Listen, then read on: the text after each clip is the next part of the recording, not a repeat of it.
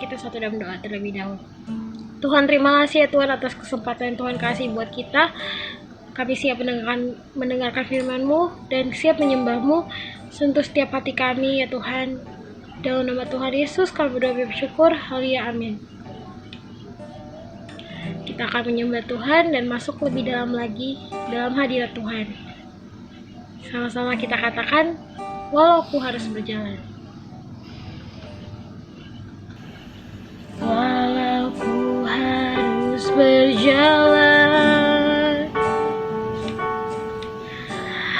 dalam lembah kekelaman, perlindungan-Mu, oh Tuhan, nyatalah bagi hidupku. Tiada pernah sedetikku, tiada pernah Kau tinggalkan. Sungguh mulia dan sempurna, hanya Kau layak disembah. Panggil Yesus,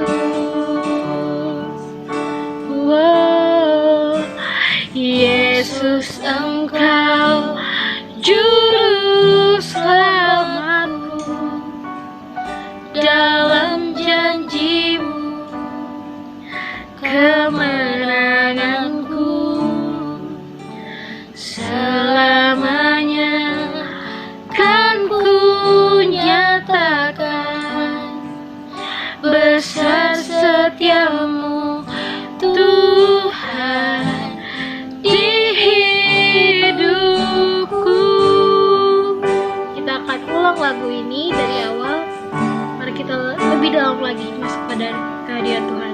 Walau ku harus berjalan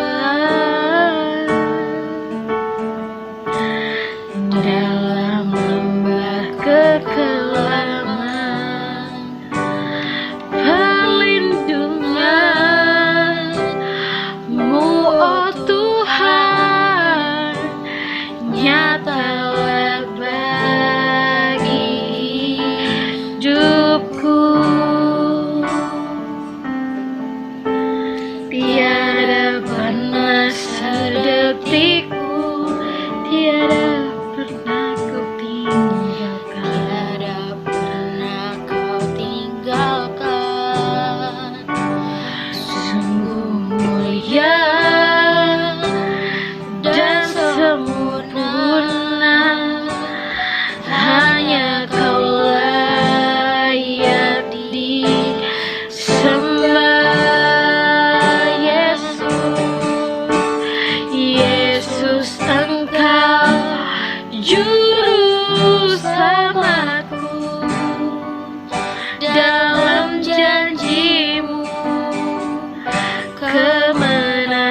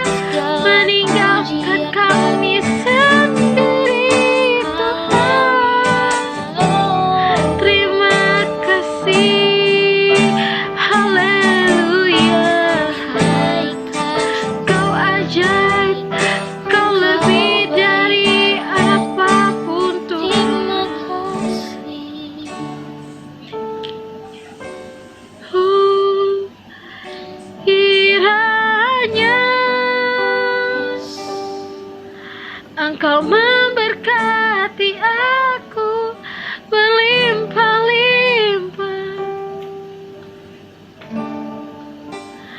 dan memperluas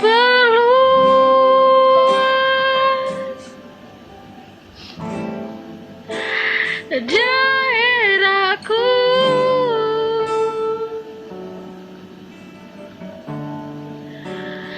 dan kiranya tanganmu menyertai aku dan melindungi aku daripada malapetaka, sehingga kesakitan tidak menimpa aku. Oh, kiranya Engkau memberkati aku berlimpah-limpah dan memperluas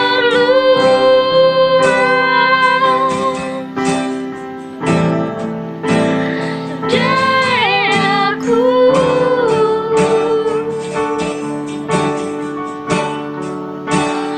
dan kiranya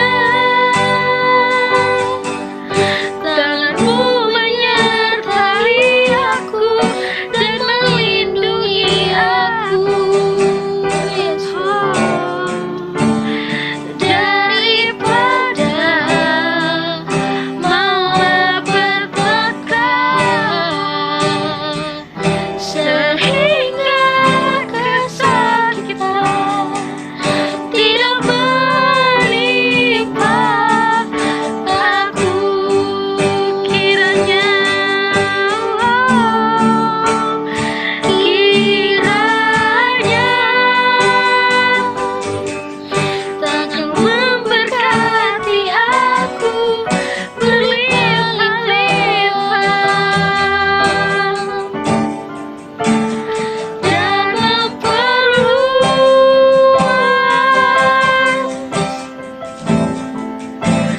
daerahku,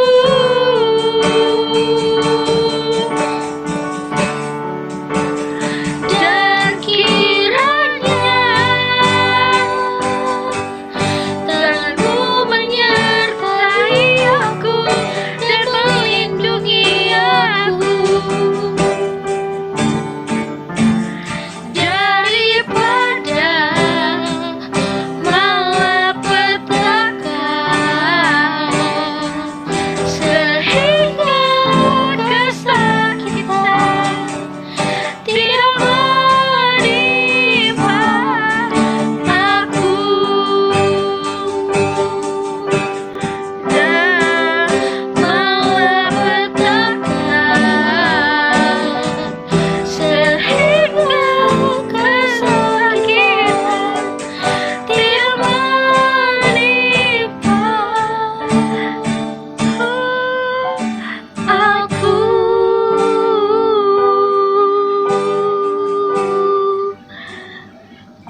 Thank you, Lord. Teman-teman, sebelum kita mendengarkan firman Tuhan, mari kita bersatu dalam doa. Terima kasih ya Bapa, terima kasih ya Tuhan untuk penyertaan-Mu dalam hidup kami ya Bapa. Setiap harinya Tuhan, Kau menyertai kami Tuhan, sehingga kami masih bisa melakukan kegiatan kami dengan baik. Kami masih sehat ya Bapa sampai saat ini, dan kami masih bisa melayani dan beribadah kepada Engkau ya Bapa. Tuhan, kami percaya itu semua dapat kami lakukan karena penyertaan-Mu ya Bapa. Tuhan, pada saat ini kami sudah menyembah-Mu, kami sudah meninggikan Engkau ya Bapa. Kini saatnya kami mau mendengarkan firman-Mu, biarlah kiranya Kau yang memberkati hati dan pikiran kami ya Bapa, agar kami dapat menerima apa yang ingin Kau sampaikan sore hari ini ya Bapa. Dan biarlah firman yang kami dengar tidak berlalu begitu saja, melainkan dapat tertanam dalam hati kami dan dapat berbuah lebat ya Bapa, dan dapat kami lakukan dalam setiap kehidupan kami ya Bapa. Terima kasih Bapa, terima kasih ya Tuhan. Kami siap mendengarkan firman-Mu dalam nama Tuhan Yesus. Kami telah berdoa dan mengucap syukur. Haleluya. Amin. Shalom Gunung Tidur Community, teman-teman semuanya, anak-anak mudanya Tuhan. Kembali lagi di Komsel Online GTC. Sebelumnya aku mau tanya dulu gimana kabarnya. Pasti masih sukacita, masih semangat, dan aku yakin semuanya pasti masih dalam perlindungan Tuhan. Amin. Sebelumnya aku mau ajak teman-teman untuk ambil Alkitabnya masing-masing, ambil buku, pensil, pulpen, atau apapun yang biasa teman-teman pakai untuk catat firman Tuhan. Kalau ada yang mau dicatat, boleh langsung dicatat. Kalau ada yang teman-teman ngerasa penting, boleh langsung dicatat supaya firman ini bisa menjadi bekal dalam kehidupan kita untuk kedepannya. Oke, sebelumnya kita mau baca satu ayat dulu, ayat untuk hari ini. Ayatnya nggak terlalu panjang teman-teman dan mudah banget untuk dihafalin. Jadi kita mau baca dari Amsal pasal 23 ayat 18. Yuk kita buka Amsal pasal 23 ayat 18. Kita baca bareng-bareng ya. Amsal pasal 23 ayat 18. 1, 2, 3. Karena masa depan sungguh ada dan harapanmu tidak akan hilang. Satu kali lagi kita baca teman-teman, dengan iman, dengan suara yang keras. Sama-sama kita baca Amsal pasal 23 ayat 18. 1, 2, 3. Karena masa depan sungguh ada dan harapanmu tidak akan hilang.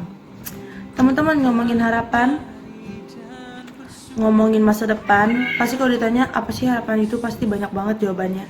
Pasti banyak banget definisi atau artinya dan bentuk harapan itu sendiri itu banyak banget. Setuju gak? Pasti setuju kan semuanya. Dan yang aku yakin dan aku percaya, harapan itu benar-benar penting di kehidupan setiap kita, apalagi anak muda. Harapan itu benar-benar penting karena itu yang kita kejar di buat masa depan, ya enggak?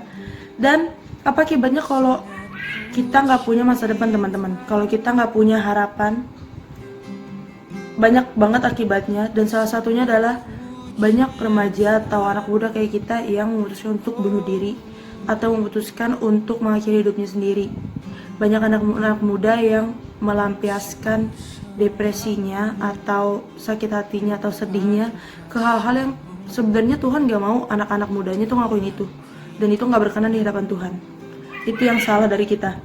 Dan buat teman-teman yang lagi masih berpikir kalau udah lulus SMA kira-kira bisa dapat kuliah yang bagus gak ya, tempat kuliah yang bagus gak ya, kalau udah kuliah bisa dapat nilai yang terbaik gak ya, setelah lulus kuliah bisa dapat tempat kerja nggak ya?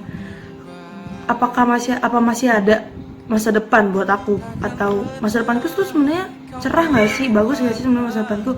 Buat teman-teman yang masih berpikir dengan seperti ini, kita baru aja dapat kabar baik teman-teman. Kita baru dapat kabar sukacita dari yang menciptakan kita, yang sayang banget kepada kita.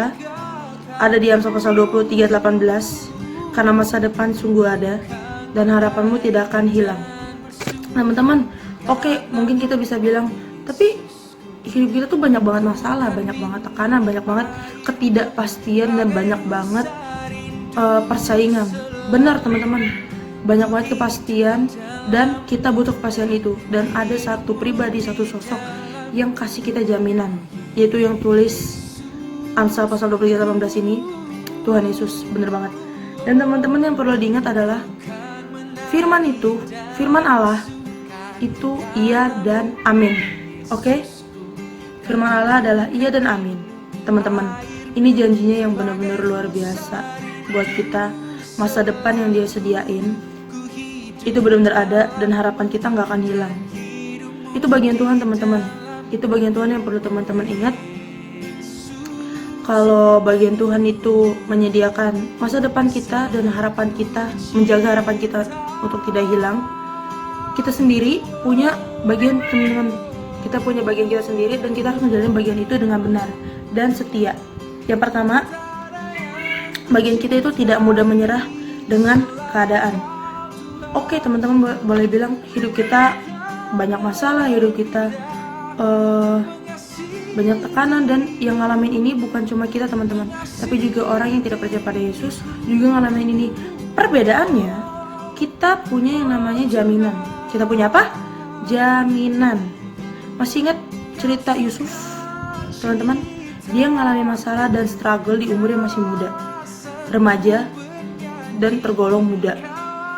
Dia dijual oleh kakak-kakaknya, disakitin sama kakak-kakaknya, dijadiin budak di negeri orang lain dan jauh dari orang tuanya. Ini benar-benar masalah yang mungkin berat banget untuk kita dan sulit untuk kita hadapi. Tapi coba kita lihat gimana Yusuf ngadepinnya. Coba kita lihat gimana Yusuf menjalani masalahnya. Dia enggak nyalahin Tuhan teman-teman, dan tidak meminta pertanggungjawaban, langsung marah-marah ke Tuhan. Tuhan, kok hidup saya begini? Dia tidak mempertanyakan kenapa banyak banget masalah di kehidupan dia, tapi dia tetap punya sukacita, dia tetap punya semangat, dan dia tidak mudah menyerah pada keadaan teman-teman. Nah, kita juga harus kayak gitu teman-teman. Kita juga harus tetap semangat, dan kita tidak boleh mudah menyerah. Kenapa? Karena Tuhan sendiri yang menjamin kemenangan kita.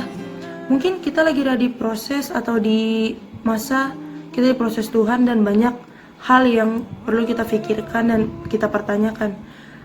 Atau mungkin kita lagi dipilih Tuhan untuk menyelamatkan keluarga kita, dan kita bertanya-tanya, Tuhan, kok belum ada sisi indahnya sih? Tuhan, kok belum ada jawaban sih? Yang perlu kita ingat, bukannya Tuhan gak akan jawab, bukan, tapi belum teman-teman. Belum, tapi akan terjawab dan pasti. Ini cuma kita harus sabar dan kita harus setia sama Tuhan. Itu teman-teman. Oke? Yusuf butuh 13 tahun teman-teman. Ingat, proses Yusuf itu 13 tahun sampai dia menerima jawaban Tuhan. 13 tahun itu bukan waktu yang singkat, bukan waktu yang cepat, bahkan tergolong lama, lebih dari 1 dekade teman-teman dia menunggu dan diproses oleh Tuhan. Itu benar-benar luar biasa, dan kita juga harus bisa menjadi Yusuf. Kita harus bisa sabar, kita harus bisa menerima kalau diri kita sedang diproses, dan kita harus yakin dan gak boleh menyerah. Kita harus punya mental kalau kita tuh calon-calon pemenang, bahkan lebih teman-teman. Kita harus punya mental, dan kita harus bisa tanamin dalam diri kita, oke, aku punya Tuhan yang hebat dan Tuhanku gak mungkin gagal. Itu yang perlu teman-teman ingat. Itu pertama teman-teman, tidak mudah menyerah dengan keadaan. Yang kedua, selalu berdoa dan mengutamakan Tuhan teman-teman. Ada salah satu contoh tokoh Alkitab yang namanya Yabes. Teman-teman ada yang tahu cerita Yabes? Jadi Yabes ini ceritanya di 1 Tawarik pasal 4 ayat 9 sampai 10 teman-teman. Dia ini dilahirin, waktu dia dilahirkan ibunya itu mengalami kesakitan yang melebihi wanita lain. Jadi orang-orang berpikir, anak ini menyusahkan ibunya nih waktu dia di kandungan dan mau ngelahirin. Dia seolah-olah dilahirkan dengan tidak beruntung dan menyusahkan. Tetapi apa yang dilakukan Yabes? Yabes ini merendahkan diri dan berdoa kepada Allah teman-teman. Hasilnya Yabes bisa menikmati anugerah Allah, dan kuasa doa melalui Kristus dapat mengubah segala sesuatu. Itu kenapa kita bisa tahu yang namanya doa Yabes, yang baru aja kita angkat penyembahan tadi teman-teman. Dia tidak menyalahkan Tuhan atas keadaan dirinya dan kenapa dia dilahirkan dengan susah. Dia nggak nyalahin Tuhan, itu poin pentingnya. Dia nggak nyalahin Tuhan, sama seperti Yusuf. Dia nggak nyalahin Tuhan, tapi dia tetap merendahkan diri. Luar biasanya Yabes, dia datang ke Tuhan dan dia berdoa. Dalam menjalani hidup, kita juga harus rajin berdoa teman-teman. Dan yang perlu kita ingat lebih lagi adalah Matius 6 pasal 6 ayat 33. Kita harus yang pertama cari dulu kerajaan Allah dan kebenarannya, baru semuanya dikasih ke kita. Yang pertama, cari dulu kerajaan Allah. Itu yang paling penting teman-teman. Untuk urusan berkat dan lain-lain, itu pasti semua orang percaya pasti dapat berkat. Tapi pertanyaannya, apakah kita mencari kerajaan Allah lebih dulu? Itu yang kedua teman-teman. Selalu berdoa dan mengandalkan Tuhan dalam segala hal. Yang ketiga, hidup dalam iman. Jadi hidup dalam iman ini, kita mungkin gak bisa ngelihat masa depan, tapi kita memiliki pengharapan. Kembali lagi teman-teman, Amsal pasal 23:18. Karena masa depan sungguh ada dan harapanmu tidak akan hilang. Ini janji yang gak mungkin kita gak seneng waktu dengarnya teman-teman. Ya enggak, pasti kita rasa, wah beneran ada. Dan iman ini, kalau kita bikin rencana teman-teman ya, kita harus taruh ke Tuhan semuanya. Itu namanya kita beriman ke Tuhan. Itu namanya kita percaya kepada Tuhan. Kita mungkin gak ngerti apa yang terjadi, sama seperti Nuh. Walaupun dia udah tahu nih akan ada air bah, tapi dia dianggap bodoh oleh orang-orang sekitarnya. Dia dianggap gak masuk akal. Masa bangun perahu, bangun bahtera di atas gunung?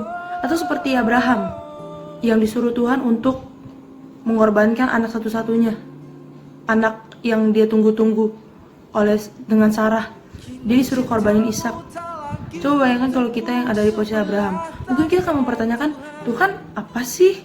Kan Tuhan yang kasih anak itu ke saya, kenapa Tuhan suruh saya untuk korbanin anak itu?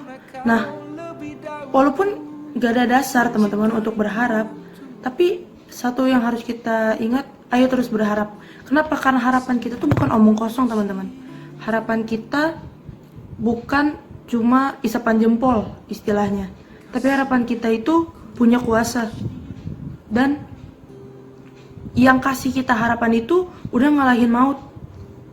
Yang kasih kita harapan itu udah melakukan segalanya, bahkan dia udah mati kasih nyawanya buat kita. Jadi sebenarnya kalau dipikir-pikir gak ada alasan teman-teman buat kita percaya gak ya sama Tuhan? Bener gak ya kita punya masa depan setelah kita dengar firman ini? Kita harus bersandar teman-teman, berserah, bukan terserah. Berserah itu kita ngelakuin bagian kita full, sepenuhnya ke Tuhan, dan sisa yang kita nggak sanggup itu kita kasih ke Tuhan. Tapi kita harus ada usaha, kita harus keluarin tenaga kita, kita harus berusaha semaksimal mungkin, dan sisanya kita tinggal bilang ke Tuhan, Tuhan aku udah ngelakuin terbaik, Tuhan aku udah ngelakuin yang semampu aku udah ngelakuin semua yang Tuhan suruh. Untuk hasil akhirnya apapun yang terjadi aku percaya sama Tuhan. Itu yang dinamakan iman teman-teman. Tuhan menggenapi semua firman-Nya. Itu yang kita percaya, yang harus kita percaya, Tuhan menggenapi segenap firman-Nya. Itu yang ketiga teman-teman, hidup dalam iman dan kebenaran. Jadi sekali lagi aku mau ingetin ke teman-teman, pengharapan kita bukan cuma omong kosong, dan pengharapan kita bukan cuma isapan jempol, tapi pengharapan kita itu ada kuasa dan hidup teman-teman. Kenapa? Karena yang kasih kita harapan, yang kasih kita janji dan jaminan itu udah ngalahin maut, dia udah bangkit. Gak ada alasan untuk kita untuk tidak berharap kepada Tuhan, gak ada alasan untuk kita bilang sekali lagi, aku kayaknya gak punya masa depan. Setelah kita tahu firman ini nih, Amsal pasal 23:18, kayaknya gak ada alasan lagi untuk kita bilang, Tuhan aku punya masa depan gak sih? Harapanku tuh ini. Jadi segitu aja teman-teman firman untuk hari ini. Yang perlu kita ingat, kita punya 3 bagian yang harus kita lakuin. Yang pertama, kita gak boleh mudah menyerah. Yang kedua, kita harus tetap berdoa dan mengharap pada Tuhan. Yang ketiga, kita harus hidup dalam iman dan kebenaran. Ingat ya teman-teman, ketiga hal ini harus diingat dan kita harus jalanin dalam kehidupan kita dengan setia. Jadi gak ada alasan lagi untuk kita bilang, Tuhan, untuk bertanya ke Tuhan, Tuhan, aku punya masa depan gak sih? Atau meragukan janji Tuhan. Kenapa? Karena yang ngejanjin kita itu udah hidup, udah ngalahin maut, dia bangkit teman-teman untuk kamu dan aku. Dia bangkit untuk setiap kita, anak-anak mudanya Tuhan Yesus. Oke, semangat menjalani hari ke depannya, semangat menjalani kehidupan ke depannya, percaya kalau Tuhan pasti menyiapkan yang terbaik. Sampai berjumpa di komsel berikutnya. Tuhan Yesus memberkati. Shalom.